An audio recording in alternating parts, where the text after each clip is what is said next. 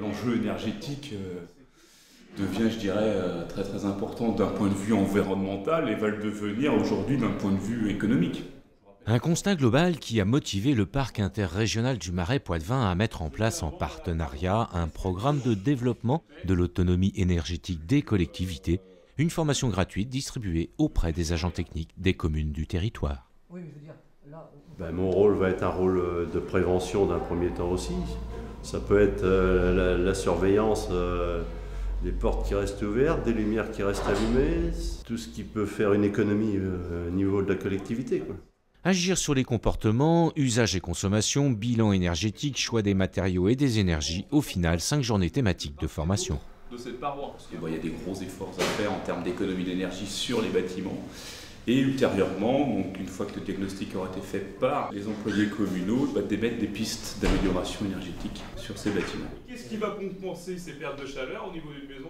Mais la prise de conscience, je l'ai depuis, disons, le choc pétrolier en 1974, où déjà on nous a parlé qu'on avait des idées mais pas de pétrole, qu'il fallait faire la chasse au gaspillage. Entre-temps, c'est vrai qu'il est passé pas mal d'années, on a évolué, donc aujourd'hui je pense que le champ de réflexion est passé, on passe à l'application. Et dans sa commune charentaise d'à peine 500 habitants, à la Grève-sur-le-Mignon, les élus sont passés à l'action. Notre mairie a été réhabilitée, a été isolée, et nous avons profité de cette opération pour installer sur notre commune un réseau de chaleur à biomasse, c'est-à-dire une chaudière à bois déchiqueté qui alimente l'ensemble de nos bâtiments communaux, salles communales, écoles, mairies, bibliothèques.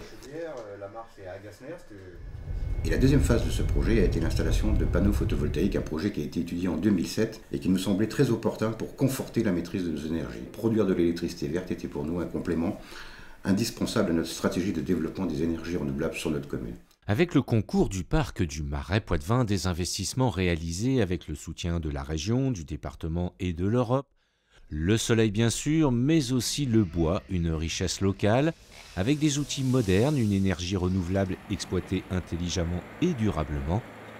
C'est un groupement d'agriculteurs qui gère ce circuit de proximité, qui alimente la chaudière en plaquettes. Économiquement, tout le monde est gagnant.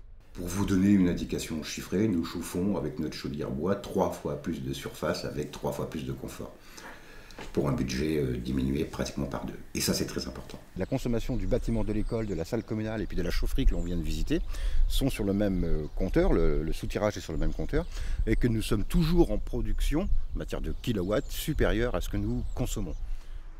L'idée, c'est aussi de laisser à nos enfants un monde le plus propre possible, enfin, dans lequel ils pourront, eux, s'exprimer et se développer. C'est ça qui est important.